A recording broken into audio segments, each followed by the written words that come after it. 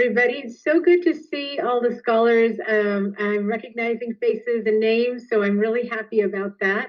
I hope everybody had a great Thanksgiving, and it's nice to come back and be together again.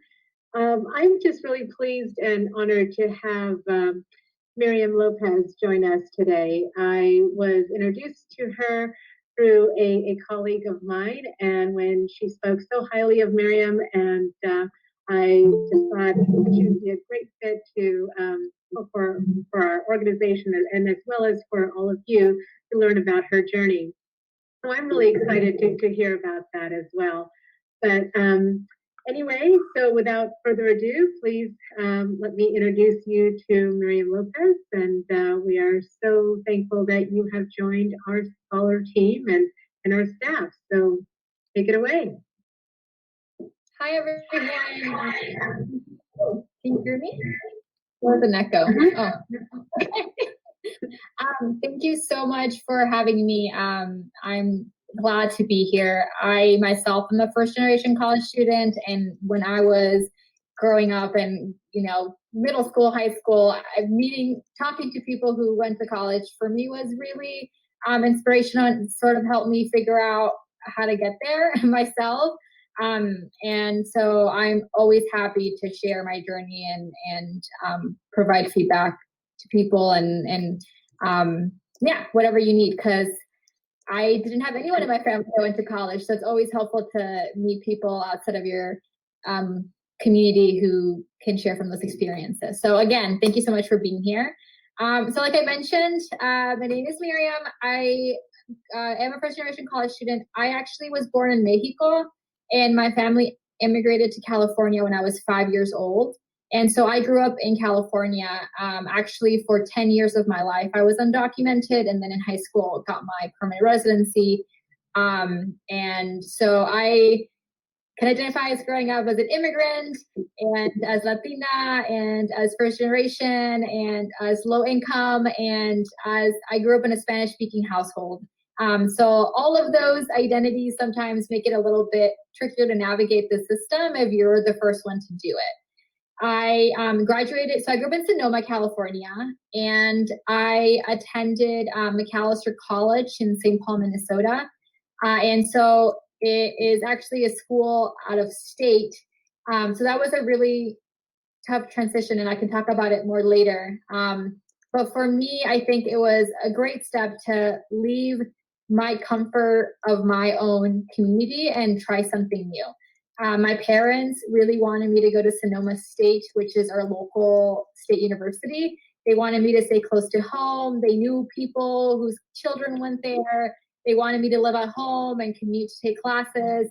And I think that is a great option for some people, but it definitely wasn't the right option for me. And I'm so glad that I decided to pursue something else, because up until that point, my life and my experiences were sort of like based on my household and what my parents achieved. And I wasn't as exposed to different opportunities and going to a different state and meeting different people. And that I think contributed to my own personal growth. So college is great, not just for the academics, and you can learn things and get a good job, but it's the time where you get to learn about yourself and your own priorities. And sometimes you unlearn things that you realize were not what you want to be thinking or framing the world, and it changes your perspective. So that's kind of like a long shot of where I am now.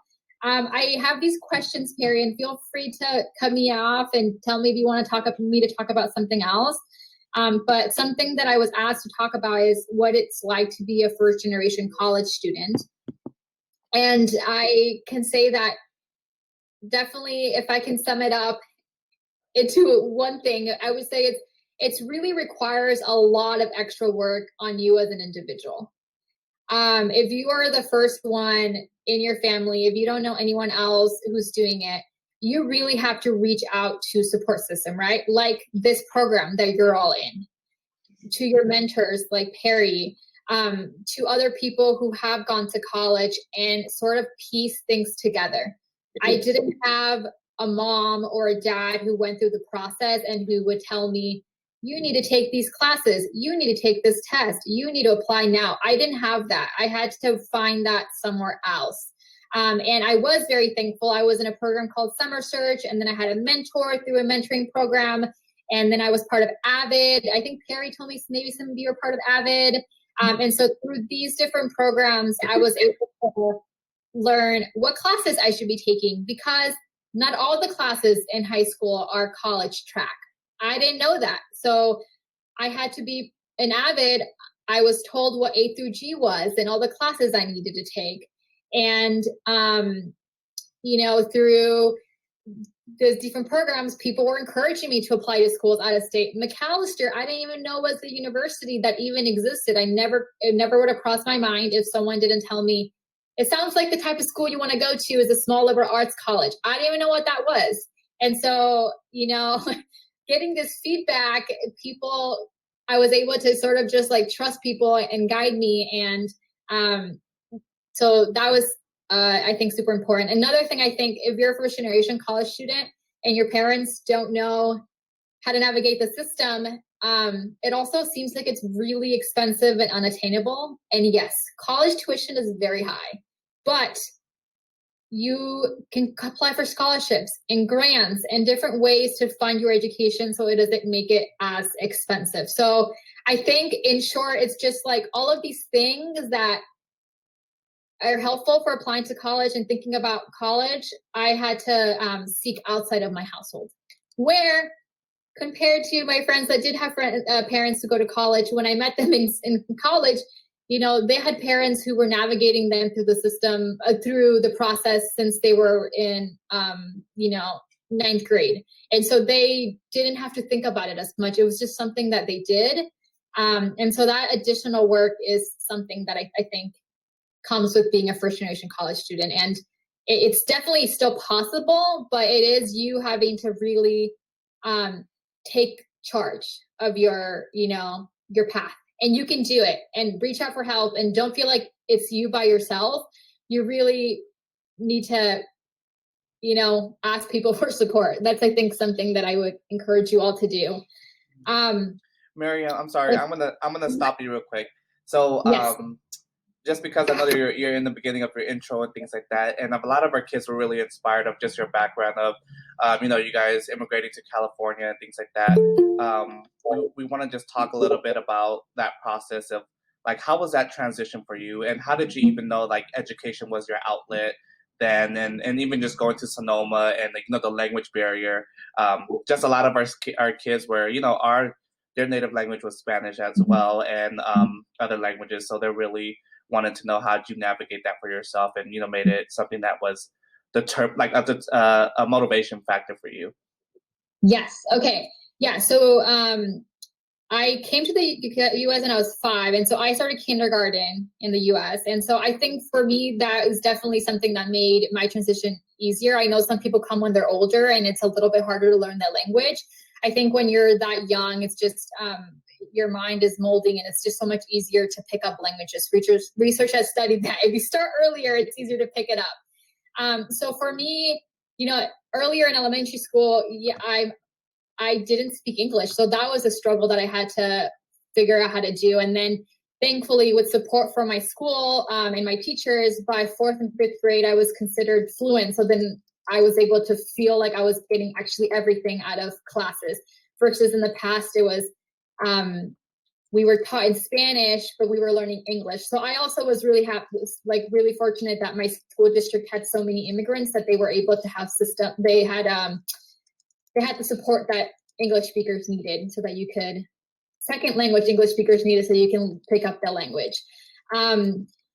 Even to this day, my mom doesn't speak English, and my dad speaks kind of English, but is not fluent, and they don't know how to write it. And so I'm sure a lot of you can also identify with serving as that family translator, where parents ask you to call a doctor to make the appointments. That was me. And I think that, it is something, definitely a tough responsibility for a kid to take, but that was something that I really enjoyed as me contributing to my household. And I think it also helped me just take a little bit more ownership of like doing things at home. And so that was kind of my home life. And then when I would go to school, I really enjoy learning. And I like meeting people outside of my parents are immigrants, right? So I'm like going back and forth. I want to make sure I communicate this well, because my parents were immigrants and because we were undocumented earlier in my life, they were also like scared of, being on public all the time or like doing things that might bring unnecessary attention to our family. So we weren't getting a lot of enrichment activities outside of our home. And so I think when I would go to school, that's where I would talk to people that weren't Latino, and I would get to learn from people. And so that was always like a space that I really enjoyed. And then we would go on field trips. Like my parents never took us to San Francisco because even though it was so close, but we would go to the zoo or things like that. And so I think school was just a place where I found a lot of connections and like would get excited about it. And then I really just always enjoyed school from a young age. And I actually just shared this with someone recently. When I was in 4th grade, I told my teacher I wanted to go to college. I didn't know what that meant, but people told me that like, if you're like smart, you do well in school, that's where you go. And so that was something that I like put in my goal. Like I want to go to college, but no idea what that even meant, what it was, how you do it. But it was just like, I'm smart, I do well in school, that's what I'm going to do. And so I like told myself that, but I didn't, my parents were like, oh, what is that? And so it is a little bit tough to balance that. Like for my parents, I think they would have been really happy if I was like a secretary. It was a desk job. You don't need a college degree, but it's a desk job. You would do really well, like achieve for that. And there's nothing wrong with being a secretary. I think that that's a fine path for some people, but I think they were limited at that. So it is important for me to mention this because, again, with the same thing I was saying about being a first generation college student is if your parents don't know, they're not like setting goals for you because they don't really know what that is too. My parents only went to elementary school in Mexico and they weren't able to help me with my homework. They didn't know what classes I should be taking. But I always found this passion in school and my parents also did tell me this a lot, like, even though they didn't tell me I should go to college or, achieve, whatever, be a scientist, be a doctor, be a lawyer, they wanted me to have a desk job. They're like, my mom cleans houses, my dad works in construction. I used to spend my summers with my mom cleaning houses because they couldn't afford childcare. And so I would just go with her to different people's houses and like would help her or like hang out while she worked. And so yeah, it was a lot of, I don't know where I'm going with this, but I did have to sort of encourage myself to pursue these things. And I don't think that, anyone figures it out right away, but I feel like if you do have a goal and you put the energy and the effort and you ask for help, you can do it. So does that answer what you wanted me to talk about, Perry? No, that was perfect. Yeah, I think that really gave our kids an insight of like your background and your motivation behind that. Just because, like you said, a lot of them come from the same backgrounds where it is a little challenging for their parents to even understand what the goals are. So you made it really relatable for them. So I think I believe you pretty much answered that. But yeah, yeah. So knowing that you had to navigate through your school experience alone because you're kind of developing this on your own, how did you go about like finding the support system that you needed? Just because you're not knowing how to get that from your parents exactly, or your parents don't even know how to necessarily to direct you into the right way. How did you go about researching for that? Did you just do that on your own, or was it just kind of like people requested and told you that there's a great opportunity that you should be involved in? And how did you take advantage of those opportunities? Yeah. Okay. One advice that I would give all of you is to shamelessly ask for help. Like never be embarrassed to ask for help ever. Like I don't know why, but like at a really young age, I was like, I don't care if you judge me. I don't care this. I don't understand this. Explain it to me. And I remember like even when I was in elementary school, like I would get a homework assignment and I didn't get it and my parents couldn't help me and I would try doing it myself. And then like, your teacher collecting the homework, and I would be like, hey, miss, whatever, I didn't understand this. I want to understand it. Can I stay in recess and work on it with you? And she would do that with me. And so I think that if I hadn't done that, then I would have gone behind, and I think I would have been like framed as a student that doesn't care. But like, I wanted to try, and I just didn't have that support on my house, and I didn't know who else to ask. So it was my teacher. And in my head, I was like, you get paid for this, so you freaking teach me. I didn't understand it, and like, you lectured it, like, sit down with me. Obviously I established boundaries, but like, that's what teachers do. They're there to teach, and they're there to help you. So I think at a young age, my teachers were the people that provided me support. So that was right, building academic, like learning how to understand things. And then I was really fortunate that in 4th grade, I was placed with a mentor through a mentoring alliance program in Sonoma. And so I would meet with an adult once a week, and we sort of established goals of what I wanted to do. And I was still, English was my second language. I'm still sometimes insecure about pronouncing some words.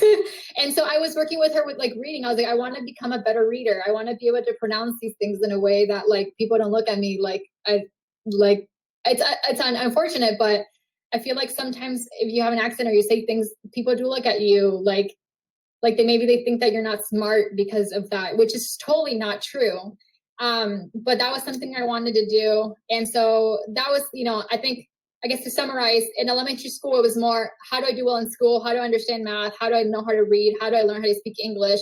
And then once I got to middle school, even in middle school, college wasn't on my mind, but just like getting good grades. I think kindergarten through 8th grade, get good grades. And then in high school, that's when I started thinking about college. And so I had my mentor who I would ask for help, and she would introduce me to people who do different careers. Because it's another thing. If like everyone in your family is immigrants, most likely they're doing very similar jobs that don't require a college degree. So you're not understanding what different types of jobs and careers are available. And so I would like mention to my mentor that I was maybe interested in this type of work. And then she would be like, oh, I have someone, let's go out to lunch with them. And I would meet them. And then I would get to see that. And I'd be like, oh, that sounds stupid and somewhat like so much work, or like, so you're kind of getting more exposed to that. And then I was an avid when I was in high school. And so then too, like, what classes should I be taking? When should I take this test that I need to take? How do I apply?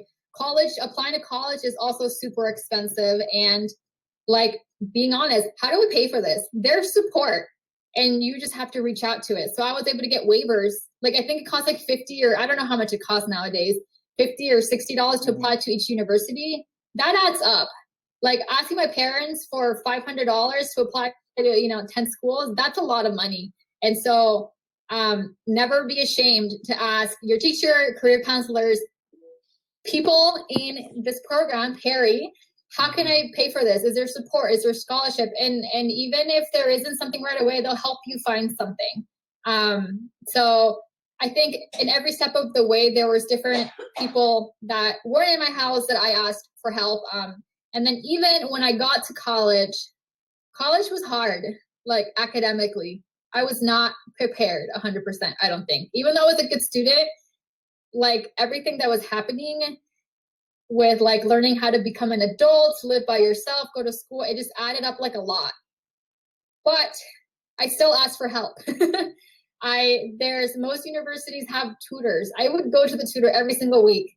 And because sometimes then they get annoyed with me. And I'd be like, I don't care if you're annoyed with me. I want you to help me understand it. Because I took classes that maybe I should have been taking, or like, I decided to change my path. So I kind of said a lot, but I think like the main thing that I want you to take away from this is to not be ashamed to ask for help. Like, no one does anything without reaching for support. Not everyone talks about it. People like to sometimes assume that they did it on their own. And maybe there's a few, not gonna lie. But I do think that, every step of the way, it's okay to ask for questions, ask for clarifications. It doesn't mean that you're dumb. It doesn't mean that you don't understand it. It doesn't mean that you're unprepared. Ask. No, that's great. I think you answered a lot of our questions that our scholars had. But I'm kind of summarizing a lot of the similar questions that we're having, and I'm going to open it up for our scholars to go ahead and ask questions. But one of the questions that came up is identifying with being a first generation student. How was that for you? I think we spoke a little bit about our experience, and at first, when being called a first generation student, you're like sometimes you feel ashamed because it's like you're the only one, and that makes you stand out. But how was that for you? And now we hear that it's something that people should be accomplished or feels accomplishment about and things like that. So how was it for you being identified with that? Like, did you even really know what that meant, and how did you go with it? Like taking advantage of that title or that something that you identified with. Yeah, first generation was definitely a term that was being tossed around when I was applying to school, and I didn't fully understand it. But I did know, like, I always associated with, well, I guess first generation, right? First in your family to go to college. Though first generation also, like if you had an older sibling, you're still first generation. I think I personally embraced it, and I think everyone should, because I think it says a lot about you if you are the first one in your family to do that. I do think that sometimes there may be some stigma that comes with the term, and I definitely, it's unfortunate that this is, I don't think it happens all the time, but I definitely felt like in college sometimes when I would feel unprepared and overwhelmed, I would think like, did I just get in because I'm the first one in my family, or because I'm Latina, and like, are they trying to meet this like diversity quota? And I would get stuck on that. But now that I really understand all of the barriers that come with being first generation and being Latina and identifying as a person of color in general, for any of you that do, it really isn't like affirmative action isn't you getting accepted because you're not as qualified. It's evening the playing field, because the current system is set up for male, white, population to thrive in the system. And so it is an anti-racist policy that helps, or, practice that does try to make it more equal, because it acknowledges the barriers that you've had to overcome, where I'm sure many of you have to work to support your family, or don't know anyone that goes to college, and you have to put on all that extra work yourself. And you have to be extra motivated, and you have to like really be the lead. And so I think now I totally embrace it. And that's why I'm like so happy to be here to chat with you all, because it is a really beautiful thing to be the first in your family to do that, and for my parents and for my brothers, I have 4 brothers. I was the only one that went to college. But it's like something that they also get excited about, right? And it is a huge accomplishment to get there, because it is tough. But just because it's tough doesn't mean it's not possible. And so I guess to kind of like say, I think there are moments where being a first generation made me feel insecure. First generation student made me feel insecure, and it would make me feel, I guess I want to share a story that can kind of describe this feeling. When I was in college, I ended up overall doing well academically, but I definitely had moments where I was struggling, like I mentioned. And I remember one time I failed a test. I've never failed anything. And I have failed other things, but I'm saying like that was like a big hit for me. And it made me question, like, am I ready to be here? And I called my mom crying. And I told her, like, I was just feeling so overwhelmed, and I thought I could do it. And then she was like, you should come home. And I was like, what? Why are you telling me to come home, Mom? And she was like, it seems like you're struggling. I don't want to see you suffering. And I was like, I'm not. I'm just like, and I think it made me realize I can't communicate these things to her, because I want her to be like, it's okay, Miriam. Just like pick yourself up. It's just one test. You can do it, And that wasn't the reaction that she was giving to me, but it's because she didn't know. She was like scared. I was like, why is my daughter crying? Like, why is she calling me? Like, she's far away. Like, come home. And so I think in that moment, that's like, kind of the thing that you carry with you being the first in your family to go to college is not having someone that you could right away connect to. And even though my parents are super loving and really want me to do well, they just like, they're like, my daughter's crying. You said you failed your test. Maybe you should just come home and they'll be comfortable here. Like, you don't have to do that. Versus like, if my parents had gone to college, they'd be like, college is tough. Like, this is it. Like, not everyone goes to college because it is hard. It's like an accomplishment. You have to work for it. And sometimes you're going to fail. And, you know, after that test, I failed other things, but it was fine because I still, you know, like that was part of the learning process. And so, yeah, I hope that kind of answers your question with that first generation. But I think you all should be super proud for being the first ones in your family to take this journey. Perfect. Thank you for that. So right now I'm going to open the floor for all the scholars to ask questions. I know we prepared for questions. Yeah. So go ahead and just raise your hand and say your question. Okay, go ahead, Eugene. Yeah, sorry. As a kid, did you have any like other like dreams that you want to fulfill, or was it just like college, like your main goal that you want to like achieve, like just like going to college? Yeah.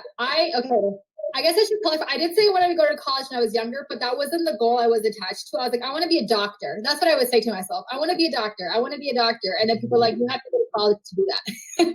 Now I'm not a doctor, but I still am pursuing a field in public health that I really enjoy. So it was me mainly having like this goal of, I want to be a professional. This is what, I guess professional is the right word. I want to be like a doctor, you know, I want to pursue, and those goals require you to go to college. And not everything requires you to go to college, but that what I wanted to do when I grew up, now, was that. And so that's why I attached to going to college. Does that make sense, Eugene? Yeah, it does. Yeah. Thank you. Okay.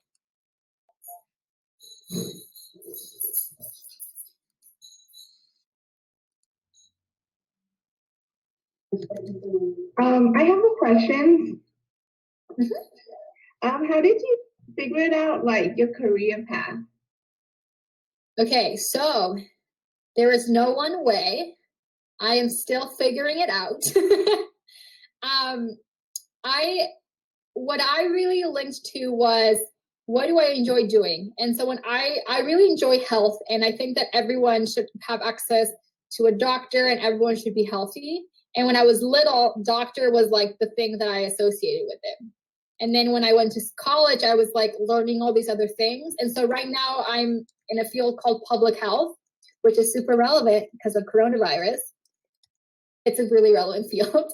And so I knew when I discovered public health is basically community, like how do you make sure that groups of people are healthy? It's not just going to the doctor, but do they have parks where they can exercise? Do they have, vaccines? Do they have clean water so they don't get sick? Like those are the things. So it's more of a systems approach to health. And so once I found that out, I was like, oh, that's what I want to do. And so even within that field, there's so many different types of jobs you could do. And so I said I'm still figuring it out because right now I'm doing research in public health and I really enjoy it. But there's so many other things. And I think the really beautiful thing about having a college degree and pursuing a professional career is that you have flexibility. You can move around. So if I one day decide I don't want to do research, I can look for other jobs because I have a college degree. It kind of opens up doors for different possibilities. And I know people who have completely changed their career path, or they maybe started out as teachers and now are doing like college advising, or started doing college advising and now are doing our accountants. So there's different ways to take it. Having a college degree really helps you kind of have that flexibility. And I think that's something like a privilege that I think is really beautiful that we're all going to have once you all graduate from college. Is my parents never really had like opportunities to change their careers. Like my mom has been cleaning houses since we moved here, and unfortunately she doesn't have the degrees and the language to do other types of jobs. And so I do think that you don't have to know exactly what you want to do right now. I think that's the mistake people make, is when they apply to college, they have to know exactly what they want to do. When I went to college, a professor told us to major in what you enjoy. And then obviously there's skills you want to gain, focus on that, but you aren't necessarily like training to do a specific thing, right? Usually that comes after medical school. I mean, after college, like maybe you want to go to medical school or you want to go to law school. So that's how I figured it out. But just to let you know, you don't have to know what you want to be when you grow up, when you apply to college.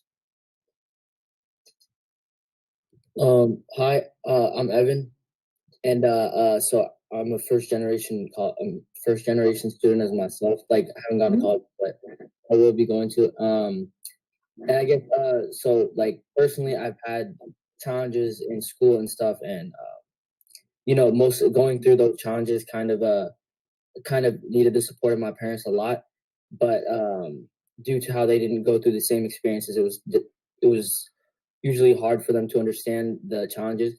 So I guess my question is, what kind of challenges did you go through that you thought you needed the support of your parents, and how did you go through those challenges? I think that even though my parents weren't able to give me the informational support to how to go to college, they did give me a lot of other like emotional support, and just like loved me and like gave me guidance that I think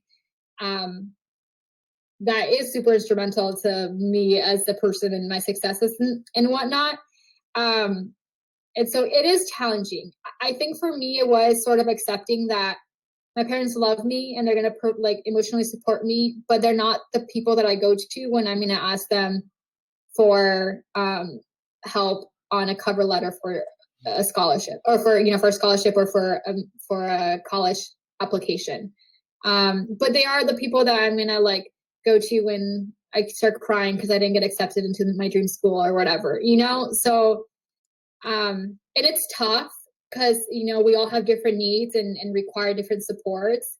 So I can't like say that this is helpful for everyone. But it was me realizing, like, if for the more informational things, I'm going to ask for other help. Or even just communicating what you want to do, even though it can't help you, just be like, this is what I want to do. And, they're not going to be like, oh, let's outline, like, okay, you need to take the SAT and you need to take these classes. Like, they're just going to be like, I'm so proud of you that you're doing really well in school. Even if they couldn't help me with my homework, I'd like get excited to show them my grades. And so I would get like that affirmation. And that was also like support that I needed to know that they were proud of me. Was there a specific type of support that you feel comfortable sharing that you feel like you need from your parents, but they can't give you? Only if you feel comfortable sharing. I feel like in general, different kinds of struggles more as a younger education, like, middle school and stuff like that, or high school or whatever. But yeah, you answered most of my question. Thank you. Yeah. And, especially at that level, like, I would say just focus on doing well in school. Like, everything else will kind of come together, but you have to set that foundation for yourself. And, even if your parents can help you with your homework, or, you can still share those successes with them. And I feel like I also, something that I kind of like sometimes felt like embarrassed to share with my, I don't know if it's embarrassed is the right word, but like I sometimes, when I was starting getting accepted to college, I was like insecure about telling them where these colleges were, because I didn't want them to be like, you're leaving us. But I needed to cross that bridge. And I actually asked for support for someone when I think I told you guys that my parents wanted me to go to school really close by. Once I was like very concerned about that. And I like told my mentor that, and then she was like, let's not mention anything until you actually have an option outside of the school. And I was like, okay. And so then I was able to go, like, I got accepted, they gave me scholarships, and then they couldn't say no. Right. And so I was still able to get their blessing, even though it wasn't like exactly what they wanted. But yeah, I hope that's helpful. Like, your parents can obviously still provide so much support. It's just like, sometimes it's okay if they can't, like, just because they don't know how to apply to college, just because they can help you with homework doesn't mean they love you any less, or they're less, parents. They're still amazing and they love you, and that's all you need. You have people like Perry to help you with those other things. That's great. Miriam, go ahead. Oh, sorry, I didn't mean to interrupt. No, you're fine. Go ahead. So I just had a question for you. So how did you deal with like criticism of your parents when it came to like failing like major things, or not getting to where they expected you to be? Because I'm growing up as well in a Hispanic household, and sometimes it's not the easiest to go to your parents and tell them, I didn't pass this, or I scored below 100%. I didn't get a perfect score. How did you deal with their type of criticism? Yeah, that is tough. I think regardless of who the person is, or there's your parent, it's a mentor, it's always hard to come with failure. And I guess I should say it's failure. I think I should, reframe that as a learning moment. Because of anything that you don't feel as comfortable with, or you didn't, you're not proud of it, it doesn't mean that you failed. That's just like an opportunity that you can take to learn. What did I do wrong? Did I not study enough? Did I focus on the right things? Did I not ask for help? And that's usually what I do when I'm not happy with something. And at the end of it, if I'm like, I studied as much as I could, I asked for help, and I'm still not great, I didn't get the grade I wanted, I'm fine with it because I did everything that I could. But oftentimes it's like, oh, I should have started, starting earlier. Why did I study the night before? So I guess I want to say that as reframing it as anytime you feel like you didn't do as well as you did, or you feel like you failed, use it as an opportunity to learn how you can do better in the future. But it is tough. I definitely did not disclose everything to my parents, always, which I'm not telling you to lie to your parents, but you kind of use your judgment. Like I mentioned that story of when I did get an F and I called my mom crying, and I realized that, okay, she's not the person I'm going to call when I fail, because she's going to tell me to come home. Like I need to find someone else that I call when I just need a vent and I just need to cry, and then someone to tell me, like, though with time, I do want to say is I actually told my mom that, like, after I was in a good state of mind, I was like, hey mom, remember when I called you like 3 weeks ago and you told me I should come home? Like, I didn't like that you did that.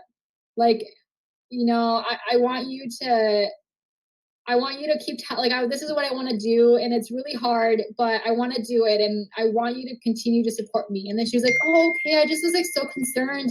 Like she was like texting me, like thinking that I was like really in a bad place. And I mean, I don't think it was in a terrible place. I was just like, when you get sad and you didn't do it, so you like kind of become a little bit sad.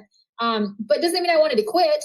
I just wanted to cry a little and then try again. So I think communicating to your parents the type of support you need is also important, however your relationship is with them. Hi, I have a question. How was your first year of college, and what were some challenges you faced? Yeah, so the first year, I think the biggest challenge was it was my first time that I was away from my family. And I was like living in a dorm in Minnesota, which for those of you who don't know where it is, I did not know where Minnesota was on the map when I decided to go there. It's in the Midwest.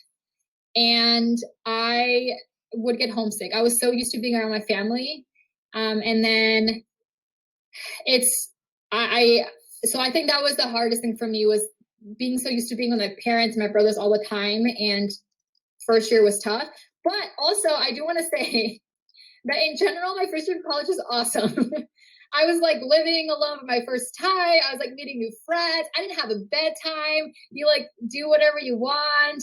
You set your own schedule. If you don't want to go to class at 8 a.m., you can start class at noon. You like can make your schedule what you want. So like my first year of college was awesome. I was like meeting new people. I was like so excited. And I was like, becoming independent. Like, I don't know if some of you can identify with this. My parents are very strict, and they were like, you can't hang out with these people. You can't hang out this late. You can't do this type of thing. And in college, I was like, I'm going to stay up as late as I want. I'm going to do this thing. You don't have to ask for permission to go out because you just live by yourself or with other students. So my first year was really awesome, but it was like, after like a semester and then you're like, oh my gosh, the academics are hard. And then you kind of get homesick. But that's totally normal. And it shouldn't be something that would like discourage you from continuing. It's just, you're like, okay, something I need to do is call my mom once a week to kind of catch up with what's going on, or, figure out why you're feeling that way. But yeah, so that was, I would say, the biggest challenge. It's super easy to make friends in college. If you live in the dorms. Sometimes it is a little bit of a challenge if you are like commuting, and I know that some people have to do that. But if you're living in the dorms, you have like a roommate, I guess essentially it's super easy. I see sometimes it'd be challenging, but there are like everyone your first year of college is like in the same boat as you. So everyone comes in, no one knows anyone. And so people are just like hanging out, like making friends. And it's fun.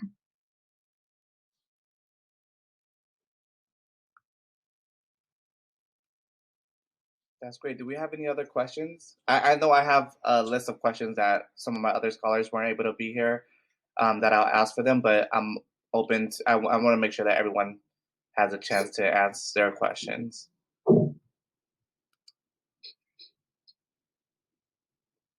Okay, I'll go ahead and ask you a question. So Brandon unfortunately couldn't be here, but he's a senior, and of course he was really intrigued with your story and your success now. But how did you go about finding your scholarships, and what was suitable for you? Can you tell us a little bit the difference between your undergrad and your getting your master's degree? Just the two different schools, and how did you even find your path to like say like, hey, I want to go ahead and get my master's and go beyond and get it in public health, So what kind of encouraged you during that process? But first and foremost, like the scholarship process, how did you go about doing that?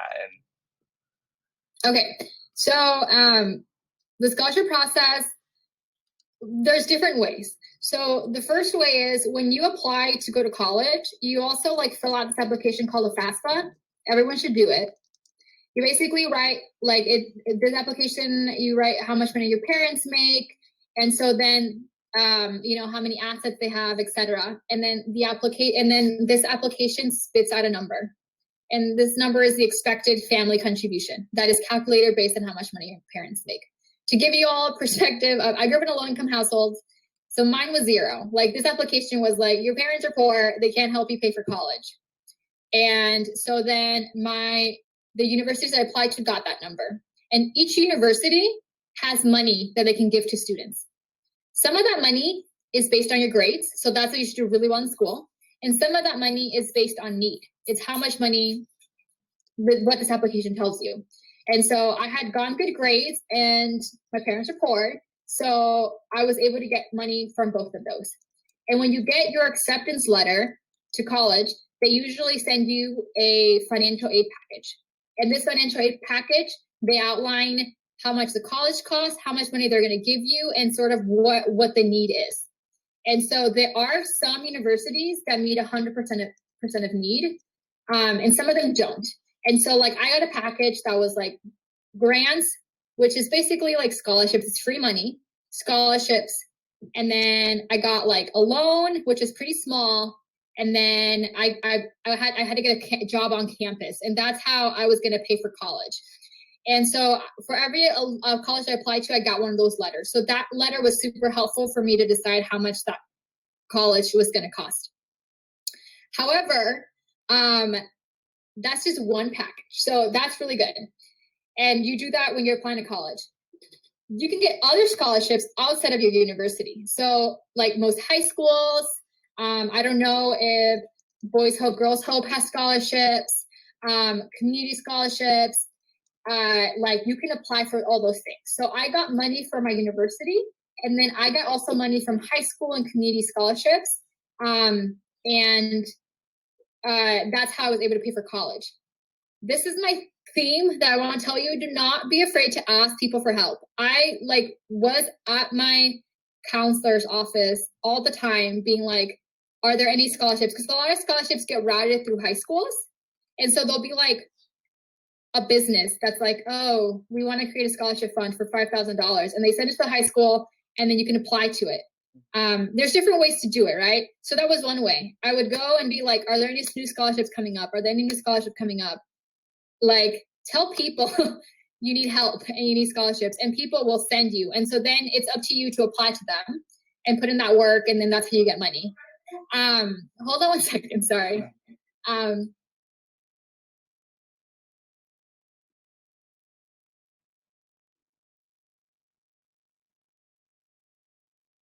Sorry about that.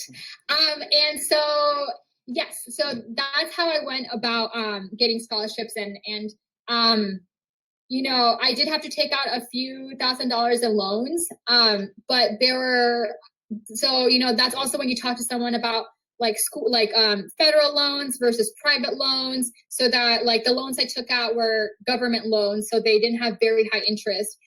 So, you know, college is expensive, but there are ways to pay for it. And so, you know, be very vocal about, I don't understand this, because you also don't want to sign on to something you don't fully get. But there are, you know, like, I knew that the loans that I was taking, I wasn't going to be taken advantage of, and I could pay them back. And government loan, you know, so I don't want to talk too much into this, but like, in short, you know, ask your counselors, ask your teachers, look online, look at your community, and just apply to anything that you think that you qualify for. And then you also will get automatically be qualified for scholarships with your university. Sometimes you apply for them separately, but usually they just consider you and get accepted. So get good grades, because that would be a way that you just get money. And then in regards to my career path, after I graduated from college, I knew I wanted to pursue a master's degree. And so that would be 2 more years. And I worked, so I graduated from college and I worked from 2 years, and I sort of felt like, okay, what I already had known that. I was like, I know I want to go to graduate school. And so I, in those 2 years I took off, I just like, you know, called different universities and talked to different students, because most colleges have students they can connect with, and people who literally their job is to talk to potential students. Like, people, there's jobs that are like, all they do is just talk to students who are interested in applying. So reach out to those people. And that's how I figured out, okay, this is where I want to apply to undergrad, this is where I want to apply to graduate school. And I felt like that was what I needed to do for my career goal. And similarly for graduate school, you also get considered for fellowships or scholarships. There's not always a ton of money, but I was flexible with what university I got into if they gave me money. So that's kind of how I decided to do that. And I am at the point where maybe in the future I'll consider a PhD, but for right now, I'm really happy with where I'm at. And I think that my degree, I have the skills that I need to move forward.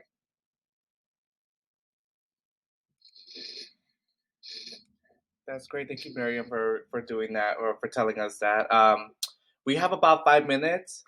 We can take any last minute questions. I know that there's a handful more questions that, Miriam, that I have for you that I want to make sure that the kids take the opportunity to do that. But then that might just be, if you're comfortable with it, of course, might be something where I just send it over to you and you can, you know, send us back something quick or something about it. But I'm happy to answer them now, and I'll give shorter answers. No. Those answers are great. But yeah, no, we definitely appreciate it. I think so. One of our scholars also asked, you know, what was your experience like having to look for the college resource by yourself? I think you kind of answered that already. You have the support. But where was your motivation? You know, like, because you didn't really get that from your parents. I mean, your parents wanted you to do well, but where did you find that within yourself? Or like, how did you even start engaging yourself in these conversations where you were like, these are important, these are things I need to listen to, or this is going to make, you know, how did you, at that young age, I think some of our scholars get lost of like, you know, I don't know if college is my choice or not, but how did you make that decision factor for yourself? Yeah, I think one of the main driving factors for me was, well, first I did really enjoy school. So I knew that that was something that I wanted to pursue. And I think though, most importantly is, like I mentioned, so I'm a first generation immigrant. Like, my parents sacrificed so much for us to be here. And The reason being that where I was born, where they grew up, you could, like, my parents don't have more than an elementary school education. There was just like, we lived in a rural area, like they went to 6th grade and that was it. And my mom didn't finish elementary school because my grandma got sick and she was expected to take care of her. And so my dad was a farm worker when he was younger and would come back and forth and was like, this place has a lot of opportunities for my family. And so when he got married and we were all born in Mexico, he was like, I'm going to take you all to the US because there isn't much for you here. And so I always had seen that. And I like really respect my parents. And I know how much to sacrifice for us. Like my mom, I told you all that I was undocumented for 10 years. My mom did not see my grandma for 10 years. My dad was able to because he was a permanent resident that he became when he was a farm worker. And then he was eventually able to petition for all of us.